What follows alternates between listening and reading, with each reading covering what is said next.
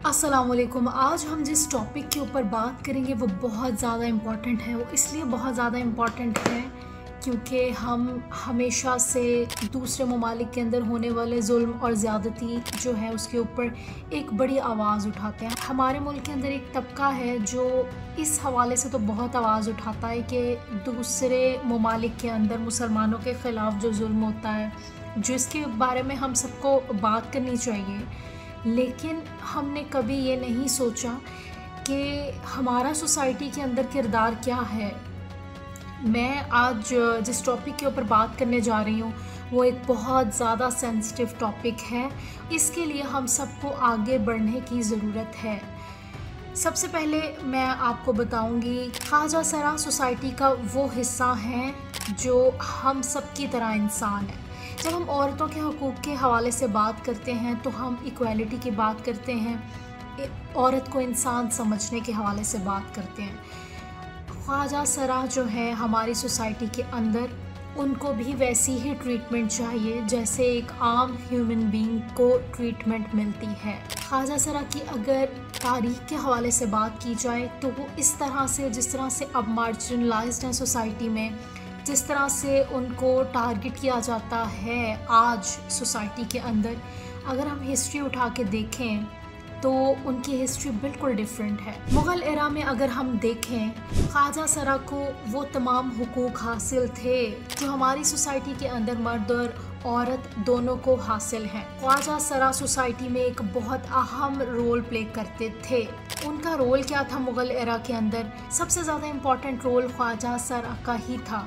ख्वाजा सरा ख़जानची थे, वो मुल्क के ख़जाने की हिफाजत किया करते थे, वो बादशाहों को मशवरे दिया करते थे और उनकी स्पेशल हायरिंग होती थी क्योंकि रॉयल्टी के लिए वो बहुत लॉयल लोग थे। केयर टेकर्स होते थे, ये दरबारों की हिफाजत किया करते थे और आम इंसानों की मर्द ख़वातीन की उस तरह से हायरिंग्स नहीं होती थी इन ओहदों के लिए। लेकिन ख्वाजा सरा की स्पेशल हायरिंग्स इसलिए की जाती थी क्योंकि उनको वफ़ादार, ईमानतदार और राजदार माना जाता था। फिर ऐसा क्या हुआ कि सोसाइटी के अंदर कहाँ से चेंज आया, हम उस पे बात करेंगे। फिर आया कॉलोनियल एरा, जिसके अंदर आप ये देखें कि ब्रिटिशर्स जो हैं वो अपने आप को सुपीरियर समझते हैं, जिसकी वजह से वो नए एक्ट्स लेकर आए जिसके अंदर उनके लिए बिल्कुल अननेचुरल था। जेंडर जो इक्वालिटी थी उसके हवाले से वो बहुत अननेचुरल फील करते थे कि किस तरह से साउथ एशिया के अंदर किस तरह से ट्रांसजेंडर्स को जो है इम्पोर्टेंस हासिल थी।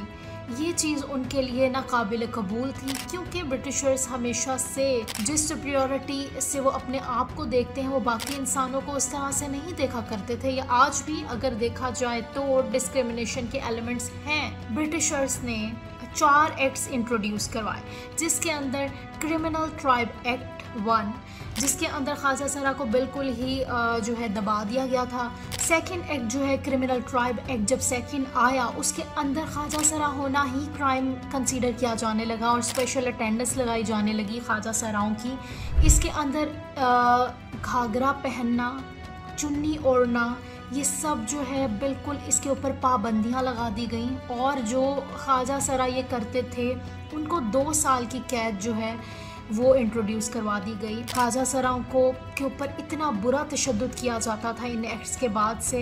उनके साथ अच्छा खासा जो है पुलिस की नाइंसाफ़ी और माशरती जो है बुरे रवैये किए जाने लगे। तीसरा एक्ट आया सेंसस एक्ट, जिसके अंदर सिर्फ 2 जेंडर्स इंट्रोड्यूस हुए, मेल एंड फीमेल। माशरे के अंदर तीसरा कोई जेंडर ही कंसीडर नहीं किया जा रहा था। सेंसस एक्ट के बाद कंटेजियस डिजीज़ एक्ट आया, जिसके अंदर ये कह दिया गया जो पूरी बीमारियां फैल रही हैं सोसाइटी के अंदर उनके ज़िम्मेदार भी ख्वाजा सरा हैं। तो उसको ये वजह बनाकर सोसाइटी से बिल्कुल हटा दिया गया। फिर ये ग्रुप्स की शक्ल के अंदर इनकी फॉर्मेशन हो गई, सोसाइटी से बिल्कुल इनको कट ऑफ कर दिया गया। इस तरह से ख्वाजा सरा के साथ नाइंसाफ़ियाँ होती गई। जब तमाम एक्ट्स इंट्रोड्यूस हुए तो माशरे के अंदर चेंजेस आए, सोशल एक्सक्लूजन का ये शिकार हो गए। कैसे बादशाह की हिफाजत से लेके, बादशाह की वफ़ादारी से लेके, रॉयल्टी की लॉयल्टी से लेके, ये तमाम ख्वाजा सरा जो हैं वो बेगिंग पे मजबूर हो गए। डांसिंग पेशे को मैं बुरा नहीं कह रही, लेकिन एक आम इंसान, एक मर्द और औरत जिस तरह से वो डांसिंग पेशे को नहीं अपनाना चाहते, वैसे ही ख्वाजा सरा की भी चॉइस हो सकती है। सोशली बिल्कुल ये जब डिस्कनेक्टेड हो गए तो ये सेक्सुअल वर्कर्स बनने पर मजबूर हो गए, डांसिंग पे मजबूर हो गए, बेगिंग पे मजबूर हो गए। कैसे इतनी बड़ी चीज़ से ये नीचे आके गिरे और किस तरह से एक्सप्लॉयटेशन का शिकार हुए। कॉलोनियल माइंडसेट जो था, जो स्टिग्माइजेशन जो इनको लगा दी गई थी, एक सोशल स्टिग्मा इनके ऊपर चिपका दिया गया था, इतनी ज़्यादा चीज़ों का कि क्रिमिनल बना दिया गया था इनको, इनका ये जेंडर ही एक जुर्म बना दिया गया था।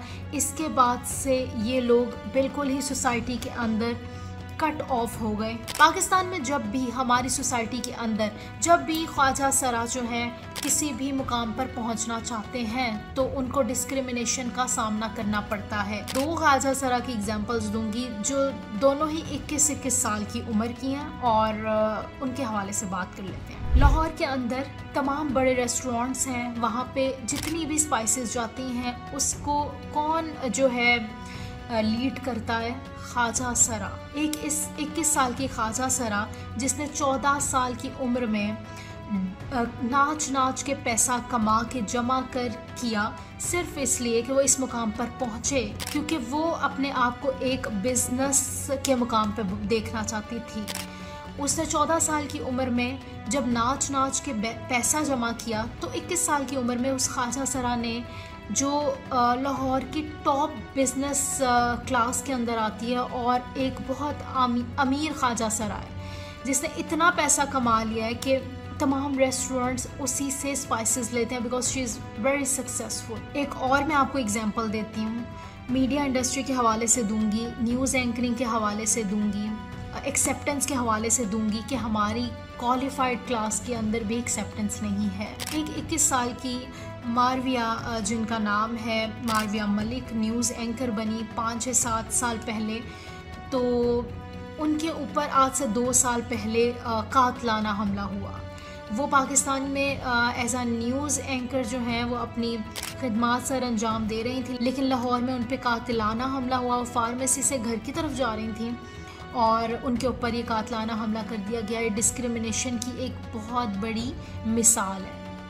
तो इस तरह से जब सोसाइटी के अंदर ख्वाजा सरा काम करने के लिए, इज़्ज़त से काम करने के लिए आगे बढ़ते हैं, तो इस तरह से वो शिकार होते हैं हमारी सोसाइटी के रवैयों का। तो हमें एज अ पर्सन चेंज होने की ज़रूरत है। ठीक है, हम दुनिया में आवाज़ उठाते हैं बाकी ममालिक के अंदर मुसलमानों पे होने वाले जुल्म के ऊपर, लेकिन हमारा अपना सलूक क्या होता है माइनॉरिटीज़ से और डिफरेंट जेंडर से हमारा सलूक क्या होता है, हमें उसके हवाले से भी आगे बढ़ना पड़ेगा। क्योंकि हमारा इस्लाम से आप इसको नहीं जोड़ सकते। कॉलोनियल एरा के अंदर आने वाली चीज़ें, अगर मुग़ल एरा के अंदर इतना अच्छा सलूक होता था, ख्वाजा सरा से उनको पोजीशंस मिली थी, और कॉलोनियल एरा के अंदर ये वाली तब्दीलियों का आना, इट शोज़ कि इस्लाम जो है वो कभी भी ये दर्ज नहीं देता कि आपने किसी से भी जेंडर की बेसिस के ऊपर डिस्क्रिमिनेशन रखनी है। अगर ख्वाजा सरा की फैमिलीज़ और उनके बैकग्राउंड के हवाले से बात की जाए तो हमारे जो मीडिया पर्सनस हैं, दे मॉक एट देम, यानी हमारे बहुत से नाम हैं जिन्होंने मौखरी की हुई है ख्वाजा सरों की। उनमें सर फहरिस्त अगर बात की जाए तो फ़िज़ा अली जो हैं, जो मॉर्निंग शो करती हैं, उन्होंने बहुत बार मौखरी की है ख्वाजा सरों को लेके, और फिर उन्होंने रमज़ान के शो में ख्वाजा सरा को बुलाया और उनसे माफ़ी मांगी। लेकिन खैर वो ऐसा नहीं हो सकता कि आप किसी का मजाक उड़ा के, मजाक बना के दोबारा से रेटिंग लेने के लिए उनको बुला के माफ़ी भी रेटिंग के लिए जो है मांगें, तो ये दिल से ना हुई। मतलब आपकी रियलिटी वो ही है जो सलूक आप कर चुके हैं। तुलसी भट्ट जो ख्वाजा सरा हैं, जिनके फादर हैं खुशियारपुरी, 95% सुफियाना कलाम जो है उनकी जानिब से लिखा गया है। उनके एक सुफियाना कलाम की एक पूरी एक लिस्ट है जो हम सब सुनते हैं। तो मतलब ख्वाजा सराओं के घराने इतने काबिल हैं और लेकिन उनको हम रिकॉग्नाइज़ नहीं करते। अगर रिकग्निशन की बात की जाए तो होशियारपुरी के नुसरत फ़तेह अली ख़ान साहब ने इतने कलाम जो हैं सूफ़ी के पढ़े हैं और वो इतने पसंद किए जाते हैं। हम ख़ुद उनको इतने शौक़ से सुनते हैं, लेकिन हमें नहीं पता कि तुलसी बट जो ख्वाजा सरा हैं वो उनके फ़ादर हैं। मतलब एक ख्वाजा सरा के वालिद साहब इतने काबिल हैं कि मतलब हम सब उनके सूफियाना कलाम जो हैं इतना दिल लगा कर सुनते हैं हम, और उनके अंदर हमेशा से सोसाइटी के हवाले से कोई ना कोई मीनिंग होता है। एक पूरी लिस्ट है जिसके अंदर ये हल्का हल्का सुरूर जो है वो होशियारपुरी का है। याली जीवे तेरी जोड़ी हल्का हल्का सुरूर है। और मेरी तौबा जो एक बहुत फेमस कलाम है नुसरत साहब का, वो भी होशियारपुरी ने जो है उसको गाया। याली जीवन तेरे लाल भी होशियारपुरी का है। दम हुसैन भी होशियारपुरी का है। और एक और बड़ा हम लोग सुनते हैं, दिले उम्मीद तोड़ा है किसी ने, वो भी होशियारपुरी का है। यानी इतने काबिल लोग, इतने अच्छे लोग हमारी सोसाइटी के, जिनको सिर्फ ब्रिटिशर्स ने एक कॉलोनियल लेंस के थ्रू हम लोगों को इतना ज़्यादा उनके ख़िलाफ़ कर दिया है कि हम उनको इंसान भी नहीं समझते, और जब वो माशरे में अपना मुकाम हासिल करने के लिए आगे बढ़ते हैं तो उन पर कातलाना हमले कर दिए जाते हैं। क्या हम इस्लाम को फॉलो कर रहे हैं या हम उन डिस्क्रिमिनेटरी लॉस को फॉलो कर रहे हैं जो कॉलोनियल एरा के अंदर इंट्रोड्यूस किए गए थे? ये तमाम तर सोचने की चीज़ें हैं। सियाने कहते हैं कि इतने उजले ना बनो कि बाकी सब मैले नज़र आए।